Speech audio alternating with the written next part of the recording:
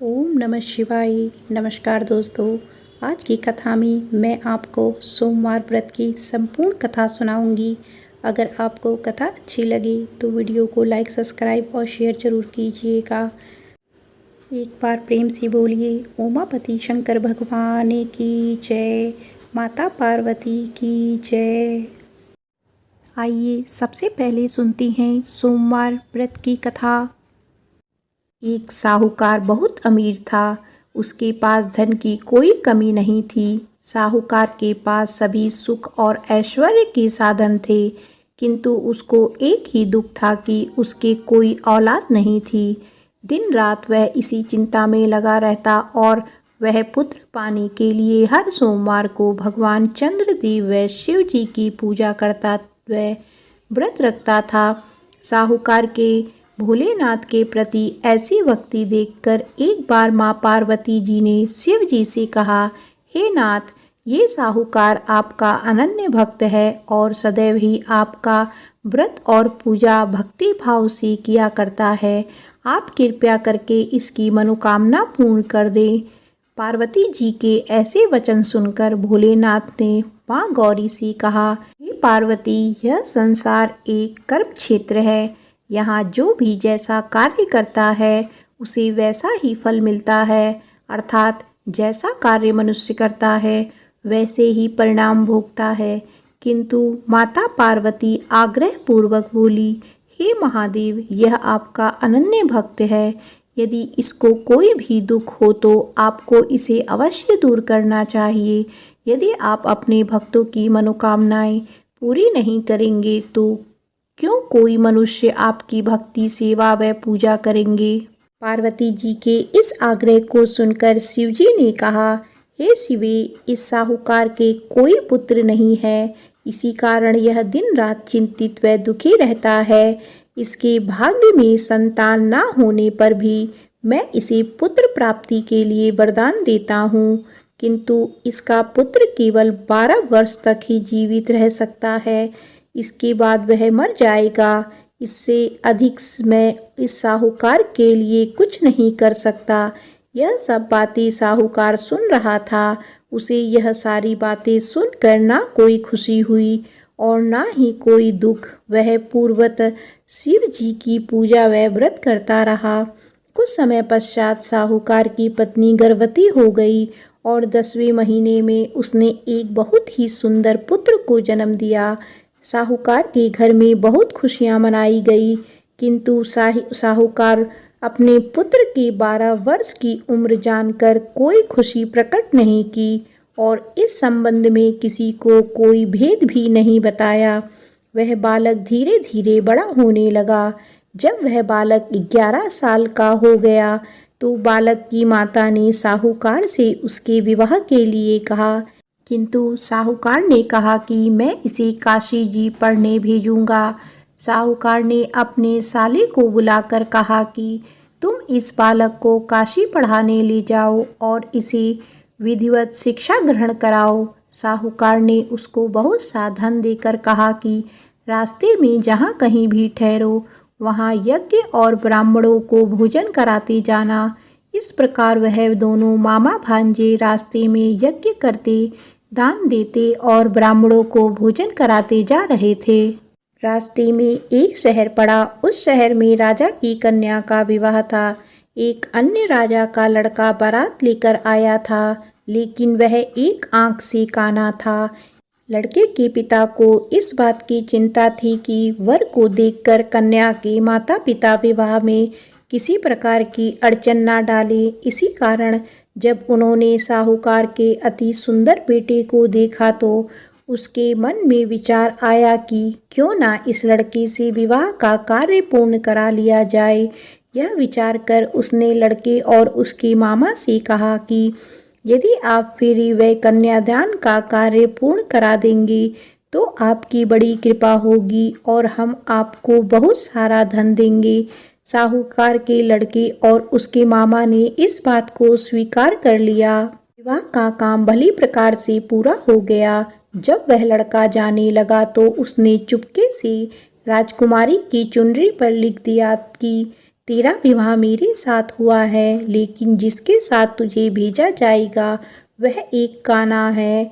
मैं काशी जी को जा रहा हूँ। राजकुमारी ने जब इस प्रकार लिखा पाया तो उसने कान्हे राजकुमार के साथ जाने से इनकार कर दिया और कहा, यह मेरा पति नहीं है। मेरा विवाह जिसके साथ हुआ है वह काशी जी गया है।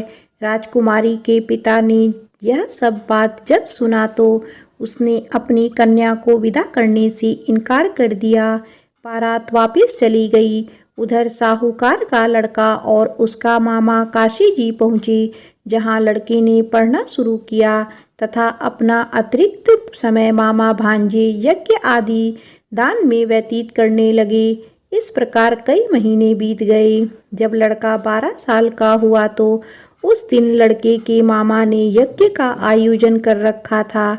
अचानक ही लड़के की तबीयत खराब हो गई। लड़के के मामा ने कहा कि अंदर जाकर सो जाओ।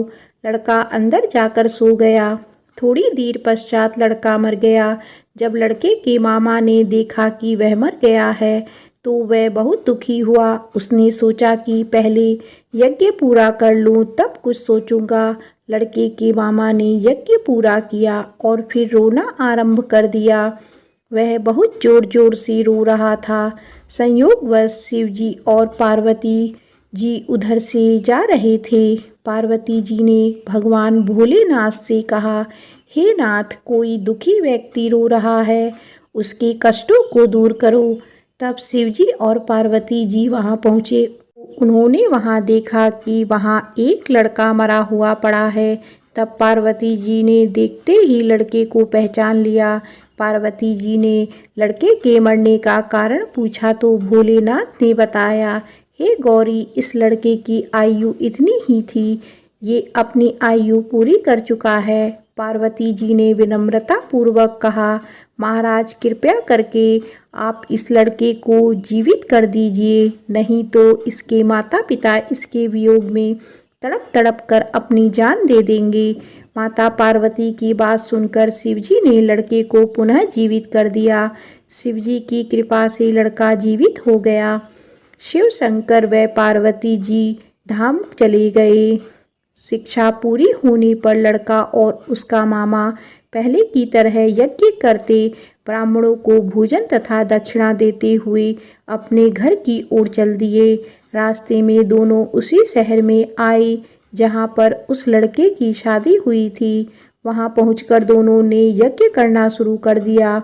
जब वे दोनों यज्ञ कर रहे थे तो उस लड़के के ससुर यानी वहां के राजा ने, जो उधर से घोड़े पर बैठकर अपने सेवकों के साथ जा रहा था, ने लड़के को पहचान लिया। राजा ने महल में ले जाकर दोनों की खूब सेवा की। कुछ समय बाद राजा के महल में रहने के बाद लड़के ने राजा से जाने की आज्ञा ली। राजा ने अपनी लड़की को लड़के के साथ विदा किया और साथ में बहुत सारा धन व दास दासियां भी भेज दी।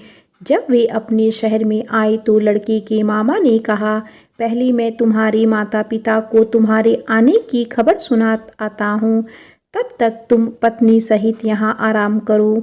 ऐसा कहकर लड़के का मामा साहूकार को अपने पुत्र के आने की खबर देने चला गया। घर आकर उसने देखा कि उसकी बहन और बहनोई छत पर बैठे हुए हैं। उन्होंने यह प्रण कर रखा है कि यदि उनका बेटा जीवित लौट आया तो वह छत से नीचे उतर आएंगे, नहीं तो छत से कूदकर अपने प्राण त्याग देंगे। इसके लड़के के मामा ने जब यह समाचार उन्हें सुनाया कि उनका लड़का जीवित लौट आया है तो उन्हें विश्वास नहीं हुआ। तब लड़के के मामा ने शपथ खाकर कहा कि आपका पुत्र अपनी स्त्री और बहुत से धन और दास दासियों सहित घर आया है। तब साहूकार और उसकी पत्नी छत से नीचे उतर आए तथा प्रसन्नता के साथ अपने बेटे और बहू का स्वागत किया। सभी प्रसन्नता के साथ रहने लगे। इस प्रकार भक्ति भाव से जो भी प्राणी सोमवार के व्रत का पालन करता है तथा प्रेम पूर्वक इस कथा को सुनता या पढ़ता है तो उसके सभी कष्ट दूर होते हैं, सभी मनोकामनाएं पूर्ण होती हैं और इस लोक में सभी सुख सुविधाओं को भोग कर अंत में उसे शिवलोक की प्राप्ति होती है।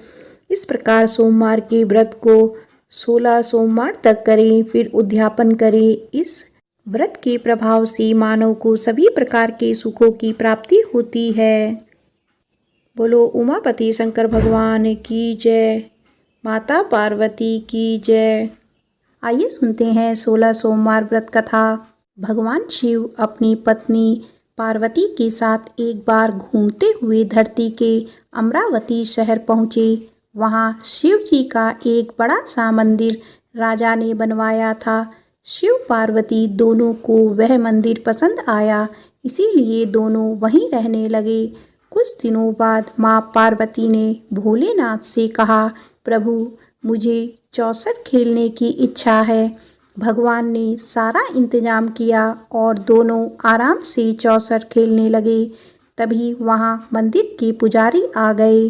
पुजारी को आता देख माँ पार्वती ने पूछा, आप बताइए हम दोनों में से कौन यह खेल जीतेगा। जवाब में उन्होंने कहा, महादेव ही जीतेंगे। जैसे ही चौसर का खेल खत्म होने लगा तो पार्वती माँ जीत गई। माता पार्वती ने पुजारी की बात गलत साबित होने पर उन्हें झूठ बोलने की सजा के रूप में श्राप देकर कोढ़ी बना दिया। फिर पार्वती शिव के साथ कैलाश लौट गई। अब लोग उस कोढ़ी पुजारी से दूर भागने लगे।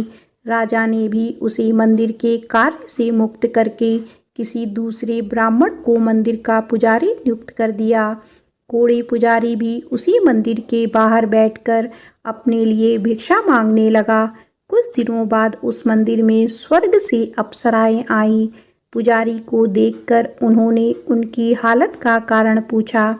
उसने माँ पार्वती द्वारा मिले श्राप के बारे में उन्हें बता दिया। सारी बातें जानने के बाद अप्सराओं ने पुजारी को पूरे 16 सोमवार तक विधिवत व्रत रखने के लिए कहा।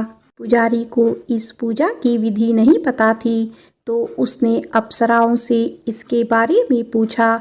उन्होंने बताया कि हर सोमवार को सूर्य उदय से पहले उठना होगा, फिर नहाकर साफ कपड़े पहनने के बाद गेहूं के आटे से 3 अंग बनाना, उसके बाद घी से दीपक जलाते हुए गुड़, बेलपत्र, अक्षत, नैवेद्य, फूल, चंदन, जनेऊ लेकर संध्या के समय सूर्यास्त से पहले प्रदोष काल में भोले बाबा की पूजा करना। पूजा करने के बाद एक अंग शिव शंभू को अर्पण करना और एक खुद ग्रहण करना। उसके बाद बचे हुए अंग को आसपास के लोगों में प्रसाद के रूप में बांट देना। इस तरह पूरे 16 सोमवार करने के बाद 17वें सोमवार को आटा लेकर उसकी बाटी बनाना, फिर उसमें घी के साथ गुड़ डालकर चूरमा तैयार करना। इसका शिव जी को भोग लगाकर इसे आसपास मौजूद सभी लोगों को प्रसाद के रूप में बांटना। इस तरह से व्रत करने से भगवान शिव तुम पर प्रसन्न होकर कोढ़ की समस्या दूर कर देंगे। ये सारी बातें बताकर सभी अप्सराएं स्वर्ग लौट गई। उनके लौटने के बाद पुजारी ने हर सोमवार को विधिवत व्रत और पूजन किया। 16 सोमवार पूरा करने के बाद 17वें सोमवार को सबको प्रसाद बांटते ही उसके कोढ़ की समस्या दूर हो गई। पुजारी के ठीक होने पर राजा ने दोबारा उस मंदिर में पूजा पाठ करने का जिम्मा उसे सौंप दिया। होते होते एक दिन दोबारा भोलेनाथ अपनी पत्नी पार्वती जी के साथ उसी मंदिर में पहुँचे। पार्वती जी ने जब देखा कि वो कोढ़ मुक्त हो गया है, जो उन्होंने पुजारी से पूछा कि ऐसा कैसे हुआ, जवाब में पंडित ने उन्हें 16 सोमवार व्रत करने की अपनी कथा के बारे में बताया। पुजारी की बात सुनकर माँ पार्वती काफ़ी खुश हुई। उन्होंने भी 16 सोमवार व्रत रखने की ठान ली। इसके लिए माँ पार्वती ने पुजारी से पूरी विधि जानने और उसके नाराज बेटे कार्तिक को वापस लाने के लिए नियम से व्रत करने लगी। 17वें सोमवार को जब उन्होंने सबको प्रसाद बांटा तो उसके कुछ दिनों बाद ही कार्तिकेय लौट आए। उन्होंने माँ पार्वती के पास पहुंचकर पूछा, माता, अचानक कुछ हुआ कि मेरा सारा गुस्सा ही खत्म हो गया। क्या आपको कोई उपाय किया था? जवाब में पार्वती जी ने 16 सोमवार के व्रत की कथा सुनाई। यह सुनकर कार्तिकेय को भी 16 सोमवार का व्रत करने का मन हुआ, क्योंकि वो अपने मित्र ब्रह्मदत्त से दूर हो जाने से दुखी था। माता पार्वती से 16 सोमवार व्रत की विधि जानकर उन्होंने परदेश गए अपने दोस्त ब्रह्मदत्त की वापसी की मनोकामना के साथ व्रत शुरू किया। पूरे 16 सोमवार व्रत करने और उसके विधि विधान से समापन करने के कुछ ही दिनों बाद कार्तिकेय का दोस्त लौट आया। वापस आने के बाद ब्रह्मदत्त ने कार्तिकेय से पूछा, आखिर ऐसा क्या किया तुमने कि मेरा मन बदल गया? मैं बिल्कुल भी वापस आना नहीं चाहता था, लेकिन एकदम तुम्हारा ख्याल आया और मैं लौट आया। कार्तिकेय ने भी अपने दोस्त ब्रह्मदत्त को 16 सोमवार व्रत की महिमा के बारे में बताया। इसके बारे में जानने के बाद ब्रह्मदत्त ने भी व्रत रखना शुरू कर दिया। व्रत खत्म होते ही वह अपने दोस्त कार्तिकेय से विदा लेकर यात्रा पर निकल गया। दूसरी नगर पहुंचते ही ब्रह्मदत्त को पता चला कि राजा हर्षवर्धन ने अपनी बेटी गुंजन के विवाह के लिए स्वयंवर रखा है। राजा की प्रतिज्ञा है कि उनकी हथनी जिस भी लड़के के गले में माला डालेगी वही उसकी बेटी से विवाह करेगा। उत्सुक होकर ब्राह्मण भी महल पहुंच गए। वहां कई सारे राजकुमार थे। उसी वक्त हथनी ने अपने सूंड में माला उठाई और ब्रह्मदत्त के गले में डाल दी। राजा ने अपनी प्रतिज्ञा को पूरा करने के लिए ब्राह्मण ब्रह्मदत्त से अपनी बेटी का विवाह करवा दिया। शादी के बाद ब्राह्मण से उसकी पत्नी ने पूछा, आखिर आपने ऐसा कौन सा अच्छा कार्य किया है कि हथनी ने सबको छोड़कर आपके लिए मेरे को चुना? ब्रह्मदत्त ने उसे 16 सोमवार व्रत के बारे में बताया। राजकुमारी ने यह सब जानने के बाद अपने पति से विधि पूछकर व्रत करना शुरू कर दिया। व्रत के समापन के बाद उसने एक सुंदर सा बेटा हुआ, जिसका नाम गोपाल रखा गया। गोपाल जब बड़ा हुआ तो उसने अपनी माँ से पूछा, आखिर मैं आपके ही घर पैदा क्यों हुआ? कौन सा शुभ कर्म आपने किया था? गोपाल को उसकी माँ गुंजन ने 16 सोमवार व्रत कथा सुनाई। गोपाल ने भी शिव शंकर की महिमा जानने के बाद बड़े से राज्य को पाने की चाह में 16 सोमवार व्रत रखना शुरू कर दिया। व्रत पूरा होते ही एक दिन पास के ही राजा को गोपाल पसंद आ गया। उन्होंने अपनी बेटी मंगला से उसकी शादी करवा दी। कुछ ही दिनों के बाद उस राजा का देहांत हो गया। अब गोपाल ही पूरा राज्य संभालने लगा। गोपाल ने भगवान शिव को धन्यवाद करते हुए कहा, दोबारा 16 सोमवार का व्रत रखा। इसके समापन के दिन उसने अपनी पत्नी से भी सभी सामग्री पास के शिव मंदिर तक पहुंचाने के लिए कहा। मंगला ने खुद जाने के बजाय पूजा की सामग्री कुछ सेवकों के हाथ मंदिर तक पहुंचा दी। उसी दौरान आकाशवाणी हुई, राजन, तुम्हारी पत्नी ने 16 सोमवार व्रत का आदर सम्मान नहीं किया। अब तुम उसे अपने महल से तुरंत निकाल दो, वरना तुम्हारा सब कुछ खत्म हो जाएगा। गोपाल ने अपनी पत्नी को अपना आदेश ना मानने और भगवान शिव के अनादर के लिए महल से निकाल दिया। अब वह भूखी प्यासी दर दर भटकने लगी। उसे जो भी सहारा देता उसका सब कुछ चौपट हो जाता था। एक दिन उसने एक बुढ़िया की सूत की गठरी को छुआ तो सारा सूत हवा में उड़ गया। फिर उसने एक तेनाली ने रहने के लिए घर दिया तो उसके सारे तेल के मटके खुद ब खुद टूटने लगे। ऐसी मनहूसियत को देखते हुए हर किसी ने उसे अपने यहाँ से निकाल दिया। अब उसकी कोई मदद नहीं करता था। प्यास के मारे जब वो किसी नदी के पास पानी पीने के लिए पहुँचती तो वो नदी सूख जाती। फिर एक दिन वह जंगल में पेड़ के नीचे छाँव पाने के लिए बैठी। उसी वक्त वह पेड़ सूख गया। देखते ही देखते सारे हरे भरे पेड़ सूखने लगे। कुछ देर बाद वो एक तालाब में पहुंची। वहां का पानी जैसे ही उसने छुआ उस पर कीड़े पड़ गए। यह सब देखकर वो हैरान हो गई और उसी कीड़े वाले पानी को उसने पी लिया। भटकते भटकते एक दिन रानी पुजारी के पास पहुंची। उसे देखकर पुजारी समझ गया कि इसके साथ कुछ सही नहीं चल रहा है। उसने रानी को मंदिर में ही रहने की इजाज़त दे दी। रानी मंदिर में सब्जी या फल को हाथ लगाती तो वो सड़ जाते, आटे को छूती तो उसमें कीड़े पड़ने लगते, पानी से बदबू आने लगती। यह सब देखकर पुजारी ने कहा, लगता है तुमसे कोई बड़ा अपराध हुआ है जिससे नाराज होकर देवताओं ने तुम्हें दंड दिया है।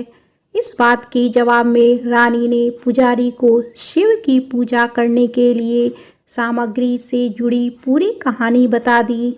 यह बात जानने के बाद पुजारी बोले, तुम कल से ही 16 सोमवार का व्रत करना शुरू करो। इससे प्रसन्न होकर भोलेनाथ तुम्हें माफ कर देंगे। पुजारी से 16 सोमवार की विधि समझने के बाद अगले ही सोमवार से रानी ने व्रत रखना शुरू कर दिया। पुजारी उसे हर सोमवार को व्रत कथा भी सुनाते थे। 17वें सोमवार को जैसे ही रानी ने अपने व्रत का समापन किया, वैसे ही राजा को अपनी पत्नी की याद आई। उन्होंने अपने सैनिकों को उसकी खोज में भेजा और घर वापस लाने का आदेश दिया।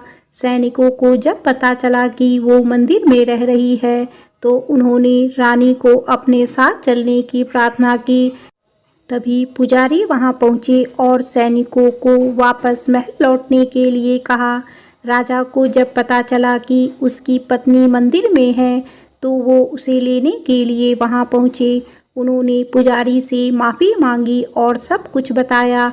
पुजारी ने भी कहा कि यह सब भोले का प्रकोप था, आप अपनी पत्नी को ले जाइए। राजा और रानी के महल पहुंचते ही वहां खुशियां मनाई जाने लगी। खुशी के मारे राजा ने पूरे नगर में मिठाई बंटवाई और ब्राह्मण व निर्धनों को खूब दान दिया। अब रानी महल में भगवान शिव की पूजा और 16 सोमवार का व्रत रखते हुए खुशी खुशी रहने लगी। प्रेम से बोलो उमापति शंकर भगवान की जय।